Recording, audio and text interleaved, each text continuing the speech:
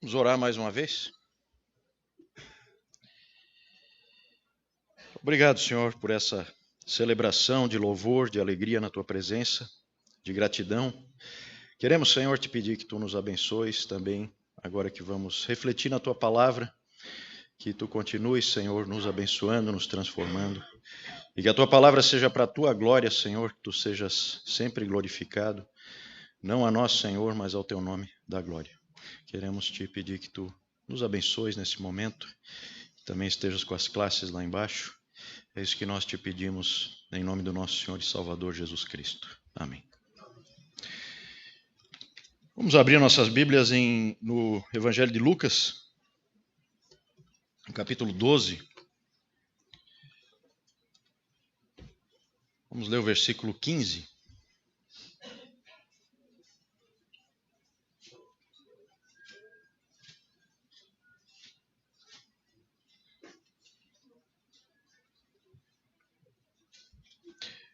Vamos aproveitar e nós vamos focar aqui no versículo 15, mas vamos, para dar o contexto aqui, vamos ler desde o 13 até o 21. Diz assim a palavra de Deus. Nesse ponto, um homem que estava no meio da multidão lhe falou: Mestre, ordena a meu irmão que reparta comigo a herança. Mas Jesus lhe respondeu: Homem, quem me constituiu juiz ou partidor entre vós? Então lhes recomendou: Tende cuidado e guardai-vos de toda e qualquer avareza, porque a vida de um homem não consiste na abundância dos bens que ele possui. E lhes proferiu ainda uma parábola dizendo: O campo de um homem rico produziu com abundância.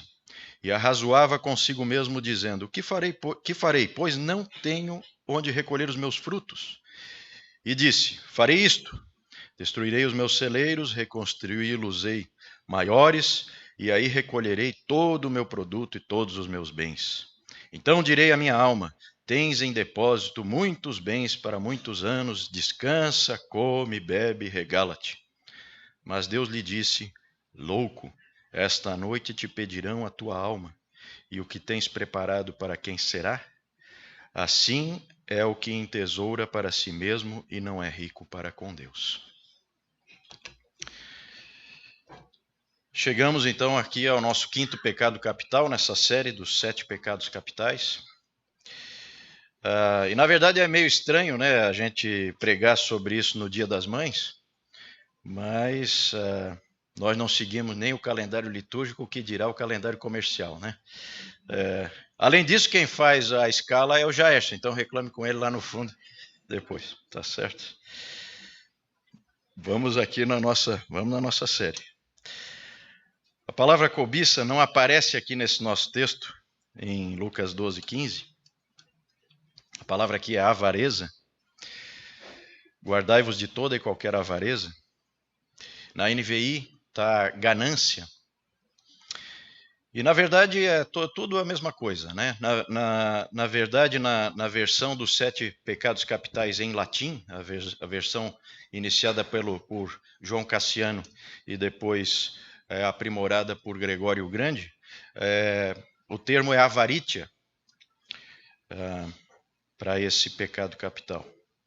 Palavras como ganância, como cobiça, como cupidez, como avareza, todas elas se referem a esse mesmo pecado capital. Ele aparece junto da glutonaria e da lascívia, que são os que a gente vai ver agora, né? Como um pecado de desejo. Os primeiros pecados que nós vimos eram pecados ligados mais à nossa semelhança com anjos e demônios e, portanto, na nossa racionalidade, né? Também a nossa semelhança com o próprio Deus. Esses últimos são os que nós compartilhamos mais com os animais. São mais ligados aos desejos dos olhos e da carne, são apetites. E esse é um pecado difícil de tratar, porque é o pecado que praticamente move todo o nosso mundo. Quando eu era criança ainda, bem pequeno, os meus pais me ensinaram um ditado em alemão que dizia assim: Geld regiert die Welt. que significa o dinheiro rege o mundo. É um ditado bastante comum na Alemanha e que diz muito, né? E quando eles tentavam me explicar aí como é aquela cabeça infantil, tentavam me explicar como é que o mundo funciona, essa é a frase. Alguém já disse que a cobiça, a ganância, é a mão invisível do mercado.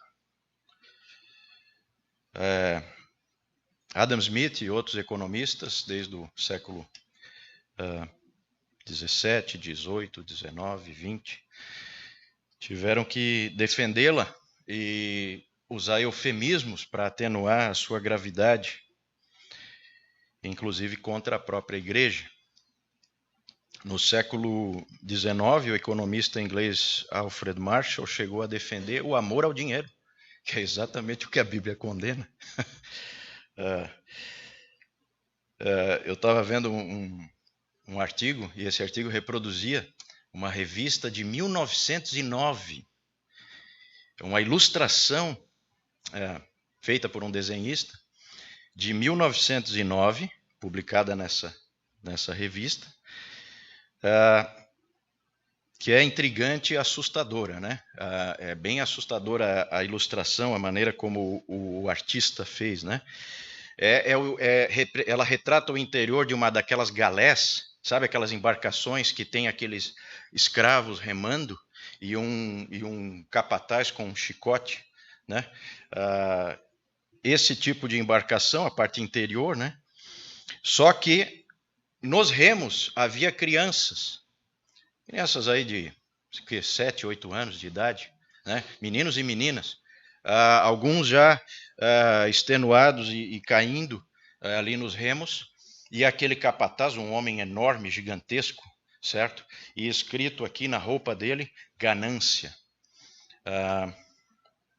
E embaixo, né, dessa revista, os dizeres que a revista colocou, dizia assim: dedicado aos estados em que ainda é permitido o trabalho infantil. É uma revista americana, então os estados lá têm legislações muito diferentes, e então aquela ilustração era dedicada a esses estados que ainda tinham trabalho infantil, 1909. Nós agora recentemente comemoramos o dia 1º de maio, que é uma referência a Chicago, em 1866, as pessoas que morreram em protestos ali porque queriam que a jornada de trabalho fosse reduzida de 13 para 8 horas, né? Que é o que a maioria de nós tem, é a luta daquelas pessoas ali que a gente comemorou no dia 1º de maio, porque elas trabalhavam 13 horas todos os dias da semana. Agora essas coisas, é um aviso aos jovens aí, né, estão voltando porque as grandes empresas chinesas de tecnologias de ponta, a Alibaba e essas outras empresas aí de ponta, estão trabalhando hoje com o sistema 996, que deve vir para todo mundo em breve na competitividade dos nossos mercados aí, né? 996 significa o seguinte: você trabalha das 9 às 9, 6 dias por semana. É considerado vagabundo o sujeito que não faz isso nessas empresas. Das 9 da manhã às 9 da noite, 6 dias por semana. Então a gente tem esse quadro, né? Sempre foi assim e sempre gera todo tipo de tensão, né? Mas o que é esse pecado? Bom, a cobiça, a avareza ou ganância é o desejo desordenado por riquezas e bens. Uma autora chama de um amor excessivo por dinheiro e por qualquer coisa que o dinheiro possa comprar. E ele é um pecado sempre problemático, né? E que sempre foi difícil de lidar com ele, e é realmente difícil. Há muita tensão ao longo dos séculos em relação a isso, e a gente vai refletir um pouco sobre esse problema, né, aqui hoje. Nós vimos, né, toda a nossa sociedade é construída sobre a cobiça e a ganância. A gente fica meio incomodado com isso, mas é meio difícil de defender que não.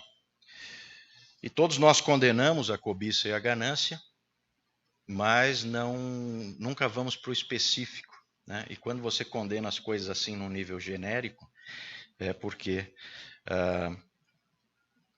você não, de repente, não quer trabalhar aquelas coisas que estão se manifestando na sua vida.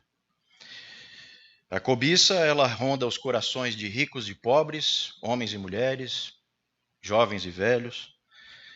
Tomás de Aquino disse, ele falou sobre o desejo por lucro que não conhece limites. Jerônimo, em um de seus escritos, disse que achava muito difícil você ser cristão e mercador na época, né? No contexto dele. Essa tensão, ela sempre existiu. O pregador em Eclesiastes 5:10, ele diz o seguinte: quem ama o dinheiro jamais dele se farta, e quem ama a abundância nunca se farta da renda. Também isto é vaidade. Nós podemos dar nomes eufemísticos aí, né, para a cobiça que nós temos no coração. Nós podemos chamar de consumismo, podemos chamar de prevenir-se para o futuro, podemos dar outros nomes, mas aquilo que nós sentimos quando vemos um catálogo ou quando acessamos um site de compra e venda, quando nós andamos pelas vitrines ou nós vemos propagandas na TV ou na internet, provavelmente está relacionado a esse profundo desejo no coração. Como os demais pecados capitais, ele é um gerador de males. Lembram que nós temos falado disso, né? São pecados cabeça, pecados que geram outros pecados. E esse é um gerador de uma infinidade de pecados, né? Imagine quantas vezes a ganância, a cobiça, a avareza já provocou mentiras, furtos, corrupção, roubos, brigas, mortes, destruiu famílias, provocou guerras. Vejam a seriedade, a gravidade. Aqui no contexto aqui de Lucas 12, né, nós temos 2 irmãos que estão brigando por causa da herança. Quantas famílias já foram destruídas por causa de uma herança? Como as pessoas se transformam por causa de bobagens, quinquilharias na hora em que tem que dividir uma herança?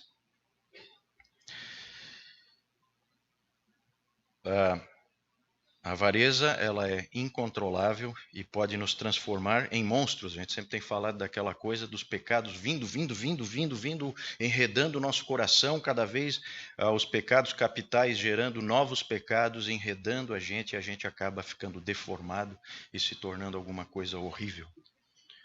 Por isso nós temos que ser vigilantes. Gregório o Grande disse que da avareza procedem traição, corrupção, engano, perjúrio, inquietude, violência e dureza de coração contra a compaixão. John Piper disse que o tipo de coração que encontra contentamento em dinheiro e não em Deus é o tipo de coração que produz todo tipo de outros males. Na Bíblia, vamos olhar um pouquinho para como a Bíblia trata esse assunto. São muitos os textos, né? Nós vamos passar rapidamente só por alguns. Muitos tratam desse pecado e ele é muito, muito, muito sério. A Bíblia diz que o amor ao dinheiro é a raiz de todos os males e quem quer se tornar rico, corre um grave risco. Vamos ver lá em 1 Timóteo 6. 1 Timóteo 6.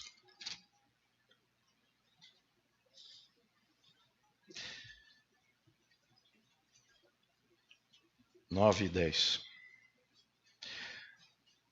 Ora, os que querem ficar ricos caem em tentação e cilada, e em muitas concupiscências insensatas, né? Vejam aqui, ó, aquilo gera muitas concupiscências insensatas e perniciosas, as quais afogam os homens na ruína e perdição.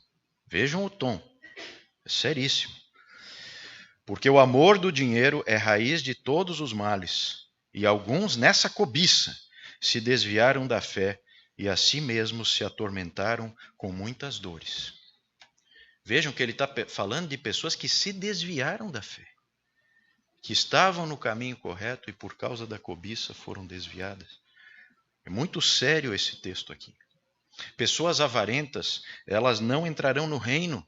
1 Coríntios 6,10. Nem ladrões, nem avarentos, nem bêbados, nem maldizentes, nem roubadores herdarão o reino de Deus.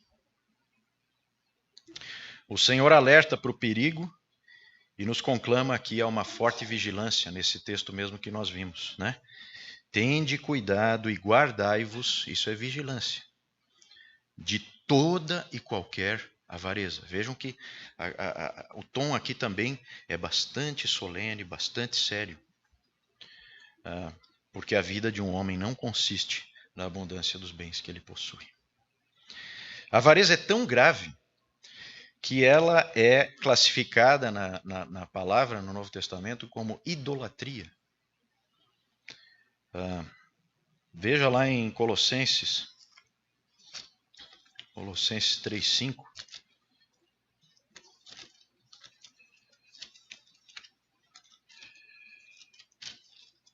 Colossenses 3,5. Fazei, pois, morrer a vossa natureza terrena, prostituição, impureza, paixão lasciva, desejo maligno e a avareza, que é a idolatria. Também em Efésios, volte umas páginas aí, e veja lá em Efésios, no capítulo 5, versículo 5, Efésios 5:5, sabei, pois, isto, nenhum incontinente ou impuro ou avarento que é idólatra tem herança no reino de Cristo e de Deus. A avareza, ela cria deuses e, portanto, ela não é só uma violação do último mandamento, não cobiçarás, mas também do primeiro, não terás outros deuses diante de mim. Então ela fecha o ciclo na violação dos mandamentos do Senhor, dos 10 mandamentos. Aliás, o próprio Senhor Jesus, quando foi colocar 2 possíveis senhores no coração humano, ou Deus ou algum adversário, qual ele escolheu? Veja lá em Mateus 6, no Sermão do Monte. Mateus 6, 24.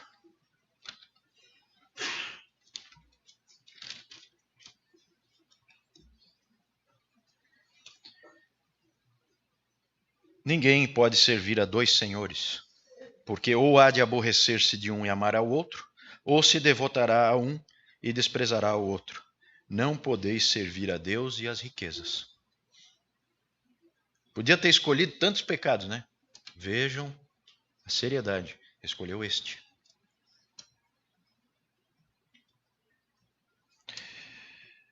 Mas aí nós temos que tratar da complexidade desse problema. Porque o mundo gira em torno disso, mas o Senhor orou para que nós não fôssemos tirados do mundo, então nós estamos dentro dele. E agora nós estamos com uma encrenca. Quase tudo, meus irmãos, na vida cristã é ambíguo e complexo. Quase tudo é paradoxal na sua aparência. Isso porque nós fomos criados à imagem de Deus. Mas o pecado veio residir em nós. Então nós ficamos com essa mistura, com esses 2 mundos. E aí nós vemos que o pecado, ele costuma ser a corrupção, a deformação, a distorção de alguma coisa boa, originalmente boa. O desejo por recursos para que você possa exercer os seus chamados e viver uma vida de serviço a Deus e ao próximo, ele é bom. Deus criou o homem para ser vice-regente sobre toda a criação. E para fazer isso, o homem precisa de recursos. E ter um desejo adequado de servir melhor, principalmente em comunidade, É algo bom. Que chefe de família estaria errado em buscar os meios para ter uma casa, um sustento diário? Mas aí não é difícil da gente entender onde é que, mais ou menos, onde é que essa linha vai ser traçada. E a Bíblia traz esse equilíbrio para nós. Porque ninguém vai condenar um chefe de família por batalhar para ter uma casa para onde ter onde colocar a sua esposa, seus filhos. Ou poder ajudar os seus filhos, seus netos. Poder contribuir com o trabalho da igreja. Ninguém vai condenar isso aí. Mas o que dizer quando ele começa a ter várias casas, vários bens, várias fontes de renda? Aí começa a vir. Aí nós lembramos daqueles ais de Isaías, os ais de Isaías 5, né? Como Isaías 5:8, por exemplo. Ai dos que ajuntam casa a casa, reúnem campo a campo, até que não haja mais lugar, e ficam como únicos moradores no meio da terra.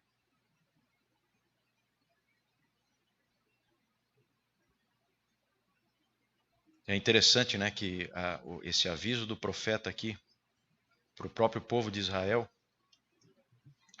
mostra como o nosso coração é enganoso e como, né, a gente vê aquela beleza do ano do jubileu. Quem tinha se dado mal, né, nos últimos anos, certo? Depois, quando chega a 50 anos ali, todos os escravos são libertos, as terras são devolvidas para quem era originalmente e tal. Pois os estudiosos dizem que o tal do ano do jubileu, que a gente encontra na palavra, nunca foi celebrado. Jamais. Se tornou algo escatológico, algo para o futuro, algo para o reino. O coração do homem é endurecido. O pecado distorceu e desordenou tudo, trazendo grande desequilíbrio, desigualdade e competitividade. Por isso, cobiçar significa desejar alguma coisa que você não deve ter, porque Deus não quer que você tenha, ou desejar com uma intensidade inadequada.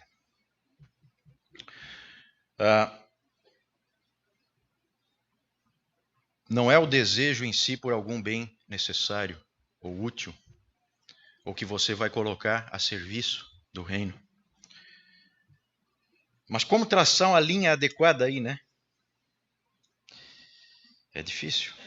É difícil. Como John Piper disse uma vez, né? É difícil você traçar cedo de manhã, se é noite ou se é dia.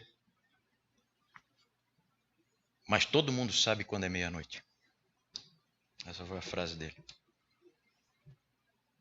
Então não é por causa da dificuldade que nós não vamos fugir do perigo. É mais difícil ainda você traçar essa linha adequadamente, porque o que se precisa em relação a essa tensão aí é algo que anda em falta hoje em dia. E mesmo na igreja, que é equilíbrio, sobriedade,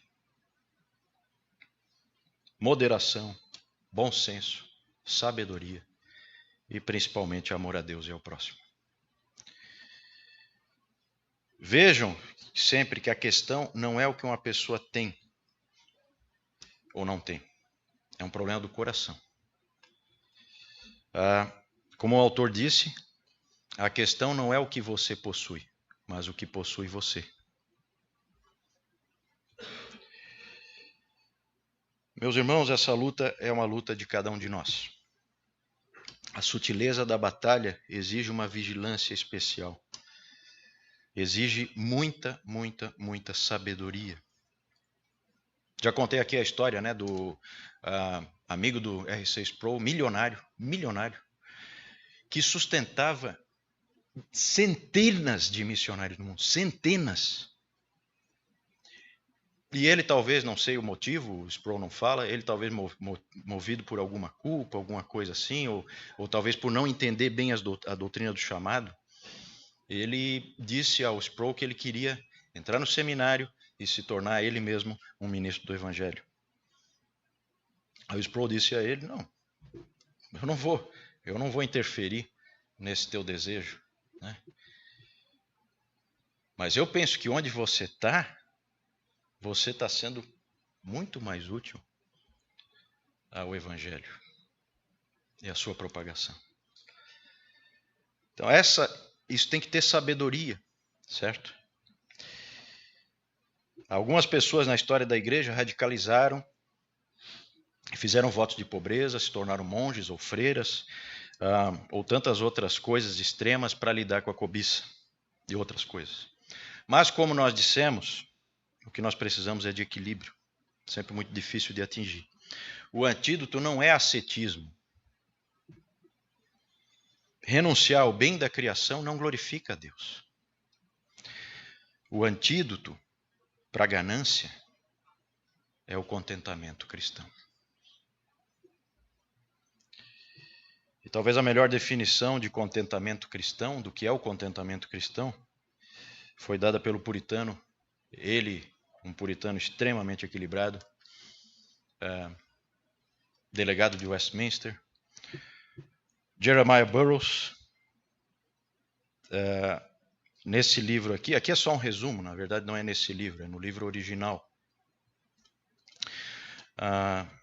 Ele diz que o contentamento cristão é aquele doce e íntimo estado de espírito que livremente se submete e se regozija diante do sábio e paternal arranjo de Deus em qualquer condição. Vou repetir. Contentamento cristão é aquele doce e íntimo estado de espírito que livremente se submete e se regozija diante do sábio e paternal arranjo de Deus em qualquer condição. Aliás, essa é uma das citações mais preciosas desse extremamente precioso livro do Jeremiah Burroughs, publicado 2 anos depois da morte dele, em 1648, cujo título é A Joia Rara do Contentamento Cristão. A joia rara do contentamento cristão. Vou fazer um parênteses aqui, né? Jovens, leiam obras de autores de outras épocas. Charles Spurgeon, puritanos. Graças a Deus que nós temos hoje simplificadas algumas dessas obras. Não leiam só coisas contemporâneas, vocês vão ser enganados. Tem muito ponto cego aí. Esse livro aqui, eu li quando eu tinha 21 anos. Tem aqui as minhas anotações. Quando eu estava relendo trechos aqui na preparação dessa pregação, eu estava chorando por causa da graça e do amor do Senhor. O mundo não entende isso e não sabe o que significa, porque é uma joia muito rara. É rara até entre os cristãos. A joia do contentamento cristão. Tem uma história, não é história, é história com H, né? É fato, de um escritor francês, Guy Maupassant, o nome dele. O nome é enorme, isso é só a parte final, mas era assim que ele era conhecido. Guy Maupassant, escritor francês do século XIX. Ele fez muito sucesso com os seus livros e se tornou muito, muito rico. E aí ele tinha iates, ele tinha mansões por toda a Europa, nos lugares mais disputados, na Riviera Francesa. Ele tinha mansões ali. E no auge da sua carreira, ele foi tomado por todo tipo de doença mental, a ponto de ter tentado se matar cortando o pescoço com um abridor de carta. Ele foi internado num hospício e morreu aos 42 anos. Ele mesmo escreveu o seu epitáfio, que diz assim: Eu cobicei todas as coisas e não encontrei prazer em nenhuma delas. Triste. Esse é o louco, é aquele louco ali de Lucas 12.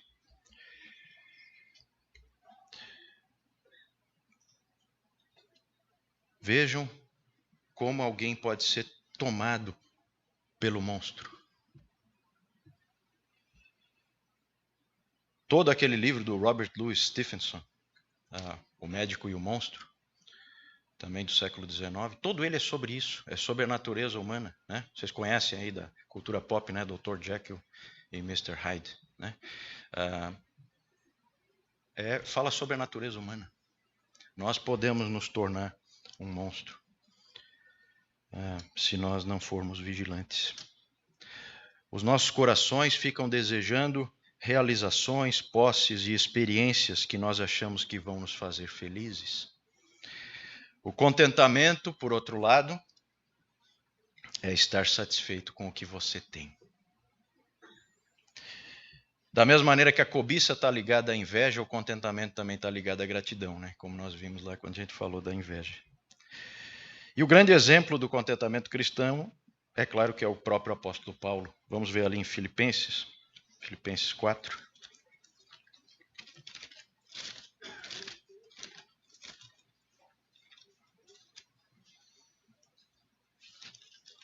Filipenses 4, versículo 11. Filipenses 4:11 diz assim: Digo isto não por causa da pobreza, porque aprendi a viver contente em toda e qualquer situação. Tanto sei estar humilhado, como também ser honrado. De tudo e em todas as circunstâncias já tenho experiência, tanto de fartura como de fome, assim de abundância como de escassez. Tudo posso naquele que me fortalece. Vejam que o contentamento cristão é um aprendizado. É algo que nós buscamos, é algo que nós exercitamos, é algo que nós experimentamos, como Paulo fez. E o Senhor nos concede isso também. É Ele que nos dá a força. Sempre essa coisa conjunta. Nós fazemos tudo e Deus faz tudo. Nós somos cooperadores com Deus. Quando nós nos contentamos com o que temos, aí começam a aparecer, porque aí isso dá fruto. Da mesma maneira que os pecados capitais geram outros pecados, as grandes virtudes cristãs geram virtudes, belezas, excelências. E aí quando você está contente, com esse contentamento cristão, aí começam a aparecer aquelas virtudes que não existem onde há cobiça. Aí começa a haver compaixão. Aí começa a haver generosidade. Aí começa a haver sacrifício pessoal. Mas não antes. Vejam ali em Hebreus 10:34, o exemplo dos hebreus também. Hebreus 10:34. Diz assim o autor: Porque não somente vos compadecestes dos encarcerados, como também aceitastes com alegria o espólio dos vossos bens, tendo ciência de possuirdes vós mesmos patrimônio superior e durável. É sacrificial. Eles tiveram o espólio dos bens deles e ainda sustentaram aqueles irmãos que foram presos por causa da fé. As suas famílias, as viúvas e os órfãos, não são viúvas e órfãos porque o marido está vivo, mas vivem como se fossem, porque não tem sustento. Diante desse exemplo dos hebreus, como que nós estamos? Estamos dando liberalmente, com generosidade? Lembre-se que lá em 1 Timóteo, o que se cobra dos ricos, porque não é errado ser rico, o que se cobra dos ricos é que sejam generosos, não é isso? É a única coisa que Paulo fala para Timóteo: avise os caras aí, os ricos têm que ser generosos. Estamos dando liberalmente, com generosidade? O que o meu uso do dinheiro diz sobre o que realmente me faz feliz? Eu estou entesourando para essa vida? Os meus recursos estão ajudando a sustentar a igreja, a obra do reino, o avanço do evangelho, os missionários no fronte? Ou por outra ótica, eu estou sendo tão cuidadoso que eu estou negligenciando o bem que eu poderia estar fazendo para aquelas pessoas que dependem de mim nos meus chamados? Retenho recursos que poderiam estar frutificando para a glória de Deus? Porque a gente tem que olhar os dois lados, né? O pecado ele é todo cheio de...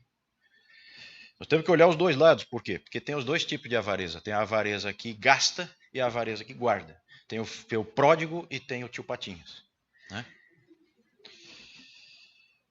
Mas de onde, meus irmãos, vem essa força? Veja lá em Hebreus 13, 5, texto que o Marcelo leu para nós aqui. Hebreus 13, 5. Seja a vossa vida sem avareza. Contentai-vos com as coisas que tendes, porque ele tem dito, de maneira alguma te deixarei, nunca jamais te abandonarei. Vocês perceberam a enorme bomba, falando com reverência, a enorme bomba plantada nesse texto? O nosso Deus estendeu para nós a promessa que ele fez para o grande general, para o grande líder, para o grande conquistador, cujo nome foi dado ao próprio Salvador Jesus Cristo, o grande Josué, em Josué 1:5. A promessa que ele fez para Josué, ele fez para todos nós. De maneira alguma te deixarei, nunca, jamais te abandonarei. Daí que vem a força, daí é que vem você viver uma vida sem avareza. Porque não vai acontecer. Vejam que tudo está ligado à fé. A verdadeira fé e o amor a Deus percebem que a cobiça desonra a Deus, por mostrar que nós não cremos que Ele seja fiel para prover para nós. E vejam o verso seguinte. Assim afirmemos confiantemente: o Senhor é o meu auxílio, não temerei. Quem me poderá fazer o homem? Vejam esse link entre versículo 5 e versículo 6. A avareza ela costuma estar fundamentada em uma necessidade de segurança e controle.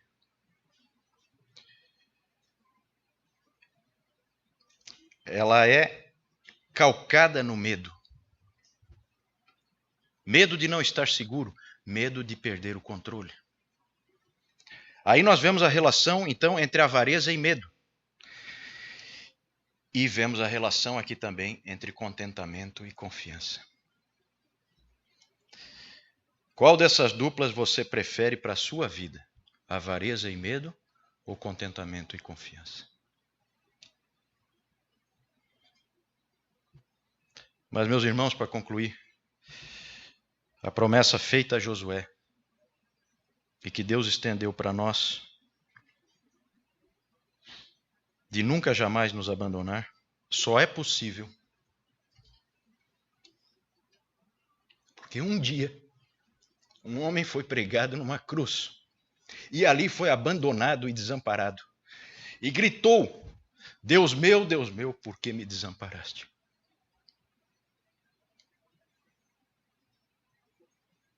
Segunda Coríntios 8:9. Pois conheceis a graça de nosso Senhor Jesus Cristo, que sendo rico, se fez pobre por amor de vós, para que, pela sua pobreza, vós vos tornasseis ricos. Nada nos falta, nada nunca nos faltará. Alegrai-vos e regozijai-vos, porque tudo é vosso, e vós de Cristo, e Cristo de Deus. Que a joia rara do contentamento cristão esteja em cada um de nós que têm a Jesus Cristo como Salvador e Senhor. Lembrem-se do ensinamento da grande irmã Corrie ten Boom. Você nunca aprenderá que Cristo é tudo que você precisa, até Cristo ser tudo que você tem. Vamos orar?